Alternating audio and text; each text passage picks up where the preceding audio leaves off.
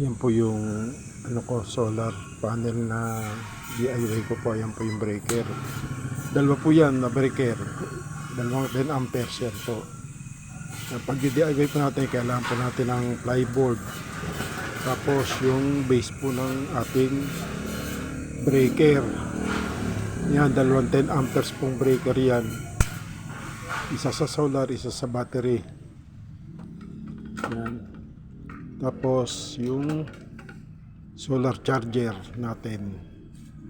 Yan, i-set up ko na po. Pero wala pa po tayong battery, pero i-ano ko na po yung ano natin. Yung wire ko po. Nalagyan ko na ng mga wiring para po pagdating ng battery, set up na lang po para mabilis ang proseso. Yan, ikaabit ko na po yung solar charger natin sa plyboard. Yan, may extra pa tayong pusa sa silent cut nanonood. I-tornilyo lang po natin sa plyboard natin yung ating SCC para po sa ganun ni matibay. Pwede natin ilipat-lipat ang ating DIY solar setup. Sa inyo, pwede rin sa inyo kung gusto nyo sa padre ikabit. Ako po sa plyboard para pag ano, pwede ilipat po. Disabit lang po yan. May sabitan po yan sa ibabaw. Yan po yung external back converter charger. Fast charger na po yan para po sa cellphone. 9 volts po yan. Pang cellphone 9 volts, 5 volts yan. Fast charger na rin po yan. Charger na rin po to. Yan po i-connecta dun sa SCC. Kaabit ko na rin po yan para isang ano lang, para battery na lang po ang iniintay. Bali dalawang ano yan, yung aking wire ay dalawang tig to 20 meters. Yung isa binawasan ko na, yun ang gagamitin ko pang wiring. Walang makapal naman yung maganda. Makapal naman ang pagka-wire niya. Yung wire ng ano, solar. Tinatornilyo ko na yung back converter para sa charger ng cellphone. Susuksok lang po yan. Meron ako sa bluetooth ng yung 12 volts jack. Kinuha ko sa bluetooth ko, yun ang ginamit ko. Ayan yung wire ng PB panel. Yun na rin ang gagamitin ko sa battery. Pag wiring sa battery, pwede rin makapal yan eh. Magandang klase yan, ayan o. Sa silent cut. Natutulog sa tabi ko. Nahulog pa yung wire.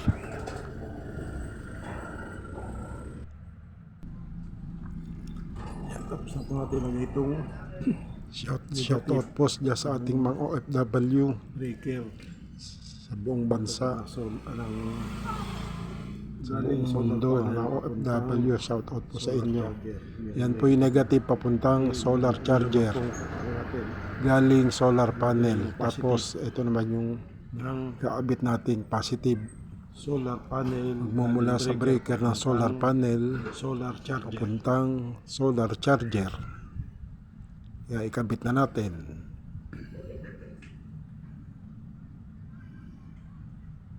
Yan.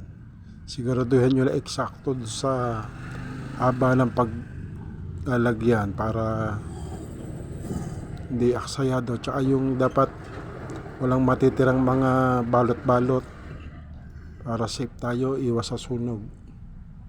Siguro din yung mga wire lang nakalagay na mailalagay nyo dun sa pinaka ano niya, lagayan niya.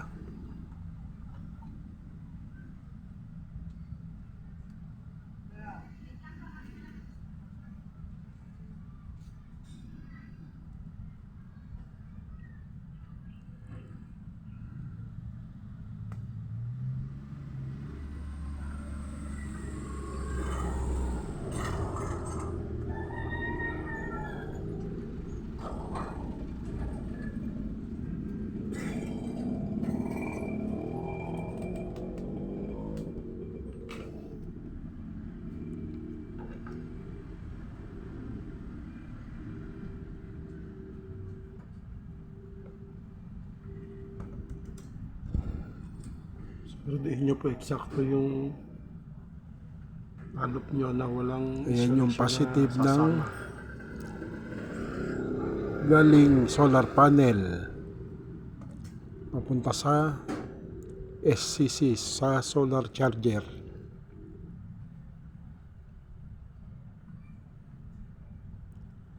Ayaw pang sumuot. Siguraduhin yung walang mga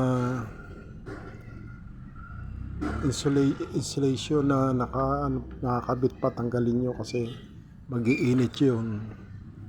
Yun ang pagmumula ng aksidente o sunog.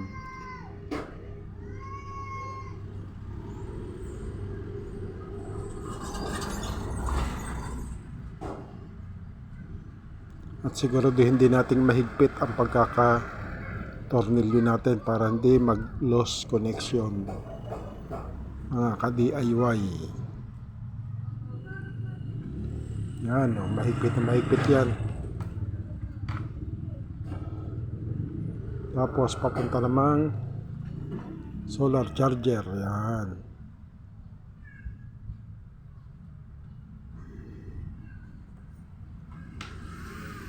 Siguraduhin nyo lang maayos at maganda ang pagkakatalop nyo. Kaya dapat lagay nyo rin ang allowance, yung ganyan may allowance.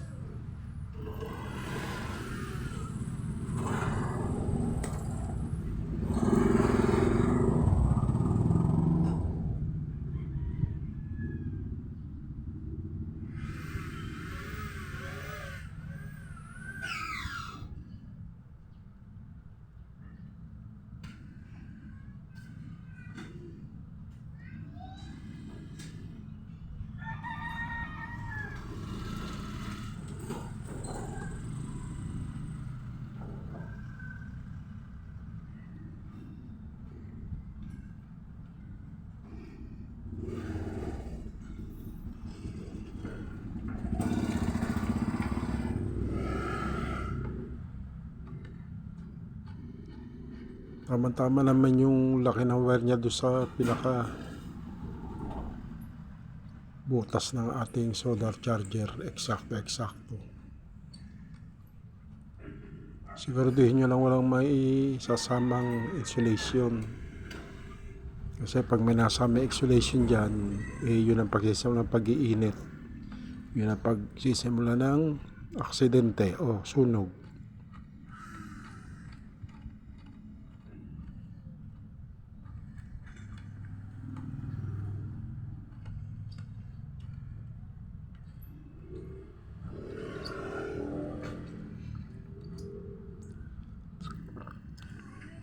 Share nyo lang po ang ating video at subscribe po kayo. Siguraduhin nyo pong mahigpit. Abag lang po kayo sa pagbuo na aking DIY solar 100 watts na solar panel. Inuna ko lang pong wiringan habang wala pa po yung battery para po pagdating ng battery breaker. Tapos dire-diretso na po ang pagkakabit. Ang lalagay po muna natin ay yung kasi wala pa po yung battery, di pa po nadating breaker.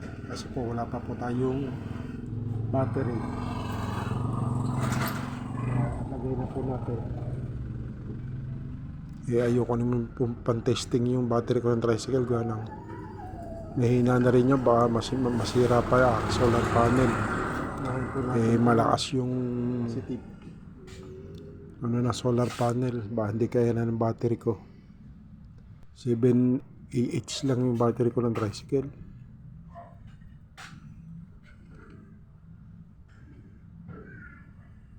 Kaya intay na rin natin ang pagdating ng aking battery na 50 AH. Yun ang tamang-tama dyan.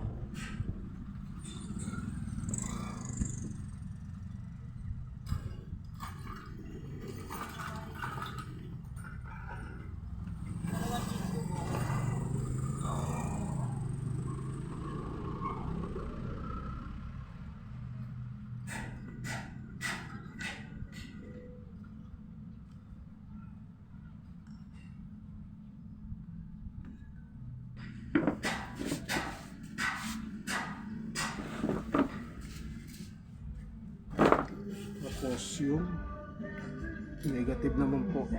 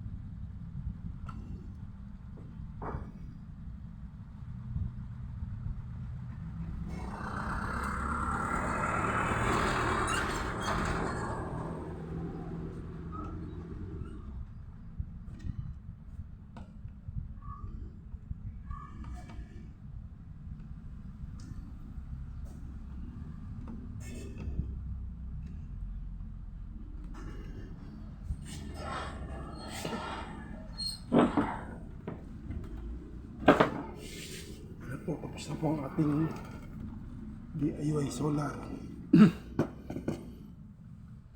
Hintay na rin natin po ay yung battery. Ito po yung ilalagay yung wire ng solar panel. Tapos yung wire ng solar panel papunta man dito sa solar charger. Tapos yung energy galing solar charger papuntang battery. Ito naman po yung breaker nya papunta dito sa battery. Ngayon ito po yung external back converter. Pwede na rin po kayo dito mag-charge cellphone, fast charger na po yan. Yan, inintay ko na lang po para mabuo aking 100 watt solar panel ay battery. Wala pa po yung battery eh. Inintay pa po. Kaya po winayiringan ko na para dating ng battery, ikakasa na lang po. Hanggang dito na lang po muna ang aking vlog. Maraming salamat po sa inyo. Hintayin nyo po susunod kong update sa akin 100 watt solar panel. Maraming salamat po. Subscribe na po kayo sa aking YouTube channel at sa Facebook. Sa Facebook po ang aking page ay Silent Ka. Sa aking YouTube ay Roy Torres. Maraming salamat po.